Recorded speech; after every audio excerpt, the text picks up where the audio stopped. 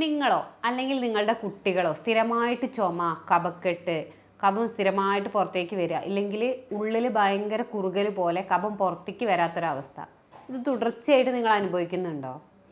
എന്നാൽ ഇതിന് പല കാരണങ്ങളുണ്ട്. ഈ ചുമ എന്ന് പറയുന്നത് ഒരു ഇൻഫെക്ഷൻ മാത്രം കാരണം വരുന്ന അസുഖമല്ല. അപ്പോൾ ഇന്ന് നമ്മൾ വീഡിയോയിൽ പറയാൻ പോകുന്നത് എന്തുകൊണ്ടാണ് സ്ഥിരമായിട്ട് കഫക്കെട്ട് ഉണ്ടാവുന്നത്, തുടർച്ചയായിട്ട് 2-3 ആഴ്ച ഇത് തുടർച്ചയായിട്ട് നിൽക്കാൻ കാരണം എന്താണ്, ഇത് നമ്മുടെ ജീവിതശൈലിയുമായി ബന്ധമുണ്ടോ, അതുപോലെ തന്നെ ഇത് നമുക്ക് മരുന്ന് ഉപയോഗിച്ചിട്ടോ അല്ലെങ്കിൽ വീട്ടിൽ നിന്ന് തന്നെ ഇത് മാറ്റാൻ പറ്റുമോ എന്നാണ് നമ്മളിന്ന് വീഡിയോയിൽ പറയുന്നത്. ഞാൻ doctor Gopika, doctor Basil's homeo hospital, Pandikkad, Malappuram ജില്ല, കോഴിക്കോട്, നടക്കാവ്.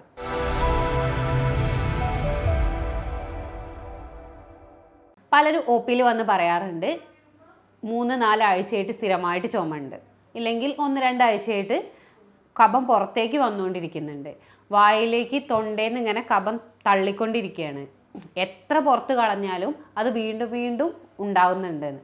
അത് പ്രായമായവരും പറയുന്നുണ്ട്, കുട്ടികളും പറയുന്നുണ്ട്. ഇപ്പോൾ ഈ ഇടയായിട്ട് കുറേ പേരിൽ ഞാൻ കണ്ടിട്ടുണ്ട് പേഷ്യൻസ് പറയുന്നത് പനിക്ക് ശേഷം കഫക്കെട്ട് തുടർച്ചയായി നിൽക്കുന്നുണ്ട്. ഇപ്പം ഇന്നലെ ഒ പിയിൽ വന്ന പേഷ്യൻ്റ് പറഞ്ഞത് ഒരു പനിയോ പ്രശ്നങ്ങളോ ഒന്നും ഉണ്ടായിട്ടില്ല, പക്ഷേ വൈകുന്നേരങ്ങളിൽ സ്ഥിരമായിട്ട് ചുമ ഉണ്ടാവുന്നുണ്ട്.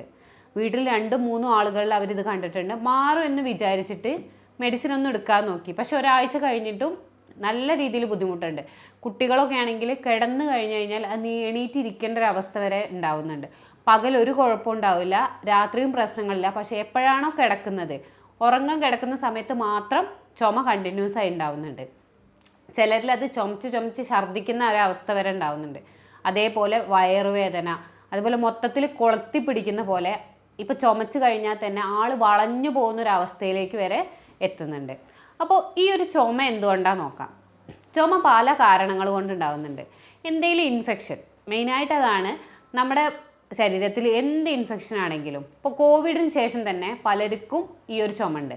അതുപോലെ ഇഞ്ചക്ഷൻ അടിച്ചതിന് ശേഷവും നമ്മുടെ പ്രതിരോധ ശേഷി, ശരീരത്തിൻ്റെ പ്രതിരോധ ശേഷി കുറയുന്നത് കാരണവും ആ ഒരു ചുമ കണ്ടിന്യൂസ് ആയിട്ട് നിൽക്കുന്നുണ്ട്. അതുപോലെ തന്നെ എന്തെങ്കിലും തരത്തിൽ ജലദോഷം, അല്ലെങ്കിൽ ചെറുപ്പത്തിൽ ന്യൂമോണിയ, ഈ ലങ്സിൻ്റെ മീൻസ് ശ്വാസകോശത്തിന് എന്തെങ്കിലും ഇൻഫെക്ഷൻ വരാം, അത് കാരണം ബുദ്ധിമുട്ട് അനുഭവിച്ചിട്ടുണ്ടെങ്കിൽ അതിന് ശേഷം ഇത്തരം പ്രശ്നങ്ങൾ വരാനുള്ളൊരു ചാൻസ് ഉണ്ട്. അതേപോലെ തന്നെ ചെറിയ കുട്ടികളിൽ നമ്മൾ ബാല-TB കാണാറുണ്ട്, മീൻസ് ചെറിയ കുട്ടികളിൽ ഉണ്ടാകുന്ന ക്ഷയം. ഈ ക്ഷയം വന്നവരിലും റെക്കറൻ്റ് ആയിട്ട് ഈ ചുമ സ്ഥിരമായിട്ട് നിൽക്കാനുള്ളൊരു ചാൻസ് കാണാറുണ്ട്. അതിനോടൊപ്പം അവരിൽ പ്രധാനമായിട്ട് കാണുന്നതാണ് മെലിഞ്ഞു പോവുക. കുട്ടികൾ എത്ര ഭക്ഷണം എടുത്തു കഴിഞ്ഞാലും വീണ്ടും മെലിഞ്ഞു പോകുന്നൊരു കണ്ടീഷൻ ഉണ്ടാവാറുണ്ട്. പിന്നെ എന്തെങ്കിലും തരത്തിലുള്ള പൊടികൾ, അതാണ് രണ്ടാമത്തെ റീസൺ. പൊടികളോ അല്ലെങ്കിൽ വീട്ടിൽ വളർത്തുന്ന ഈ ചെറിയ പൂച്ച അല്ലെങ്കിൽ നായ, ഇതിൻ്റെ രോമങ്ങൾ തട്ടുന്ന സമയത്ത് ഒരു ഇറിറ്റേഷൻ ഉണ്ടാവുകയാണ് ചെയ്യുന്നത്. ശരിക്കും പറഞ്ഞാൽ ഈ ശ്വാസം പോകുന്ന ആ വഴിയിൽ ചെറിയ ഇറിറ്റേഷൻ ഉണ്ടായാലും, അതുപോലെ തന്നെ ഇവിടെയുള്ള കണക്ഷനിൽ ശ്വാസകോശത്തിലേക്കുള്ള ആ ബന്ധിപ്പിക്കുന്ന സ്ഥലങ്ങളിൽ ഇറിറ്റേഷൻ ഉണ്ടായിക്കഴിഞ്ഞാലും അതൊരു നമുക്ക് എന്താ പറയുക, പുറത്തേക്ക് എന്തെങ്കിലും തരത്തിലൊരു ലക്ഷണങ്ങളായിട്ട് വരും. അതാണ് ചിലരിൽ ചുമയായിട്ട് വരുന്നത്. പിന്നെ പലരും പറയുന്നതാണ് തൊണ്ടയിൽ ഭയങ്കര കാറൽ പോലെ ഉണ്ട്. അതെന്തുകൊണ്ടാ വെച്ചാൽ നമ്മൾ കഴിക്കുന്ന ഫുഡ് അത് പുളിച്ച് തേട്ടി വരിക, അല്ലെങ്കിൽ അതിൻ്റെ പാർട്ടിക്കിൾ ഇവിടെ ജസ്റ്റ് ഒരു ഇറിറ്റേഷൻ ഉണ്ടാക്കുകയാണ്. ചെറിയ രീതിയിൽ അവിടെ ബുദ്ധിമുട്ടുകൾ ഉണ്ടായി കഴിഞ്ഞാൽ അത് ചുമ ഉണ്ടാക്കാനുള്ള ഒരു ടെൻഡൻസി ഉണ്ടാക്കുന്നുണ്ട്. അതുപോലെ തന്നെയാണ് അഡിനോയിഡിൻ്റെ ബുദ്ധിമുട്ട്. ഈ എല്ലാവർക്കും അറിയുന്നതാണ് ദശയുടെ ബുദ്ധിമുട്ട്. ദശ എന്ന് പറയുന്ന സാധനം ഒരു വളർച്ചയാണ്, അതൊരു മാംസത്തിൻ്റെ വളരുന്ന പൊസിഷനാണ്. അത് ചെറിയ കുട്ടികളിലാണെന്നുണ്ടെങ്കിൽ ഇവിടെ ശരിക്കും ഒരു ഗ്രന്ഥി ഉണ്ട്, അഡിനോയിഡ് ഗ്രന്ഥി. ആ അഡിനോയിഡ് ഗ്രന്ഥിയിൽ ഹൈപ്പർട്രോഫി സംഭവിക്കുകയാണ്. ഹൈപ്പർട്രോഫി എന്ന് ഉദ്ദേശിക്കുന്നത് അത് വളരെയാണ്. ആ വളരുന്ന സമയത്ത് ശ്വാസം ഉള്ളിലേക്ക് പോകുന്ന ആ വഴിയിൽ ഒരു തടസ്സം ഉണ്ടാവുകയാണ്. ആ തടസ്സം ഉണ്ടായിക്കഴിഞ്ഞാൽ അവിടെ ഒന്നാമതെന്ന് പറയുന്നത് ഇതിലെ പോകുന്ന ഈ രോമങ്ങൾ അല്ലെങ്കിൽ എന്തെങ്കിലും പൊടിപടലങ്ങളൊക്കെ അവിടെ അടിയും. ആ അടിയുന്ന സമയത്ത് ഒരു ബുദ്ധിമുട്ടുണ്ടാവുകയും അത് ചുമയ്ക്ക് കാരണമാവുകയും ചെയ്യും. അതുപോലെ തന്നെ അത് ശ്വാസം മീൻസ് ഉള്ളിലേക്ക് എത്തുന്നതിന് ഒരു ബുദ്ധിമുട്ടുണ്ടാവും.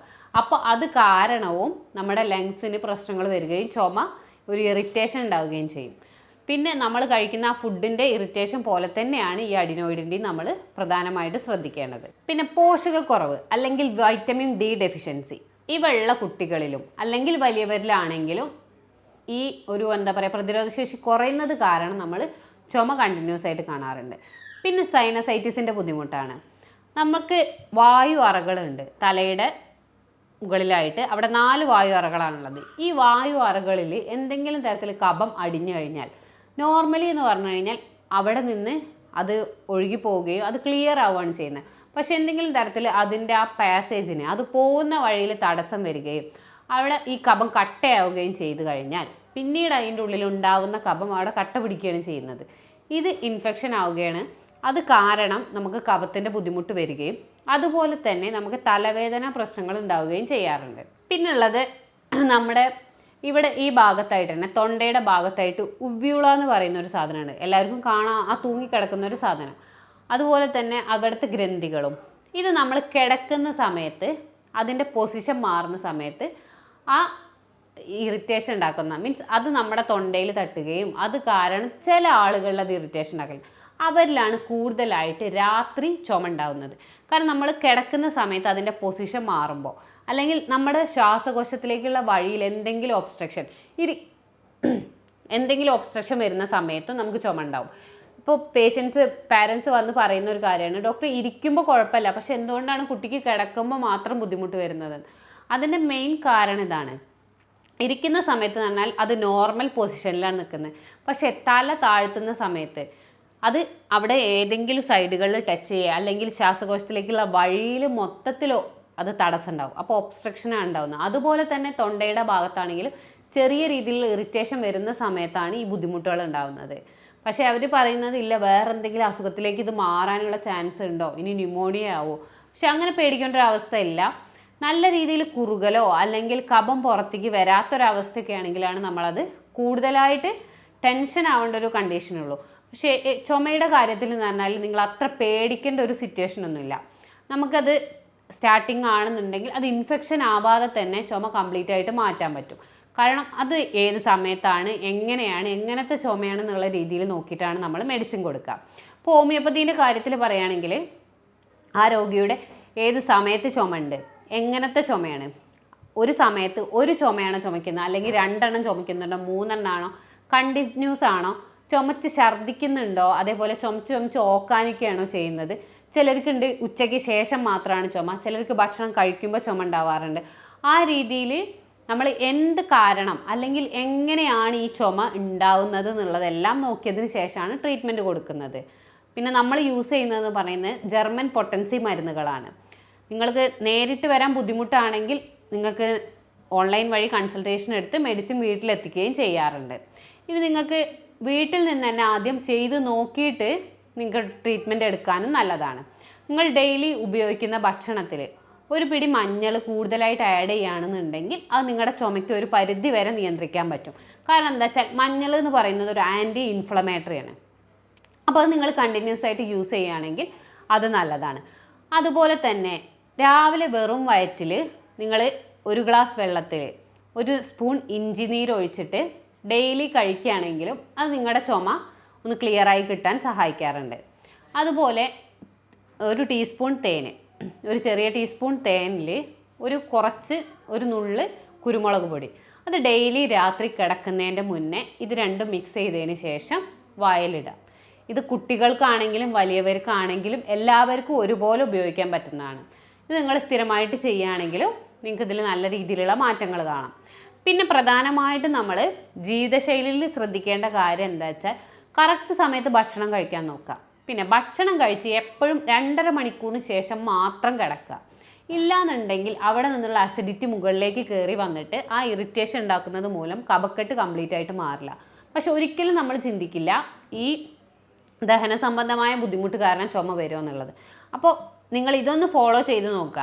2.5 മണിക്കൂറിന് ശേഷം മാത്രം കിടക്കാൻ ശ്രദ്ധിക്കുക. അതിനി ഉച്ചയ്ക്കാണെങ്കിലും രാത്രിയാണെങ്കിലും എപ്പോഴും. പിന്നെ രാത്രി ഹെവി ഫുഡ് കഴിക്കാതിരിക്കുക. ഒരു 7:30-8 മണീൻ്റെ ഉള്ളിൽ കംപ്ലീറ്റ് ഭക്ഷണം നിർത്തുക. അതന്നെ ഓയിലി വറുത്തത് പൊരിച്ചത് കുറയ്ക്കുക. അത് ഉച്ചയ്ക്ക് കഴിക്കാൻ ശ്രദ്ധിക്കുക. രാത്രി മൈൽഡായിട്ടുള്ള ദഹനത്തിന് ബുദ്ധിമുട്ടില്ലാത്ത രീതിയിലുള്ള ഭക്ഷണങ്ങൾ കഴിക്കാൻ ശ്രദ്ധിക്കുക. അതുപോലെ തന്നെ വെള്ളം ഒരു 2.5 ലിറ്റർ നിർബന്ധമായിട്ടും കുടിക്കുക.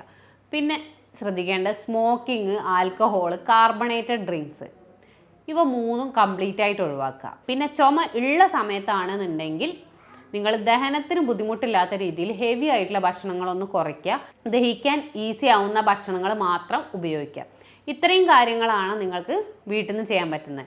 ഇത്രയും കാര്യങ്ങൾ ചെയ്തിട്ടും നിങ്ങൾക്ക് ബുദ്ധിമുട്ടുകൾ അല്ലെങ്കിൽ തുടർച്ചയായിട്ട് നിങ്ങൾ ചുമ ഉണ്ട് എന്നുണ്ടെങ്കിൽ നിങ്ങൾക്ക് എന്നെ കോൺടാക്റ്റ് ചെയ്യാവുന്നതാണ്. ഞാൻ doctor Gopika, doctor Basil's homeo hospital, Pandikkad, Malappuram ജില്ല, നടക്കാവ്, കോഴിക്കോട്.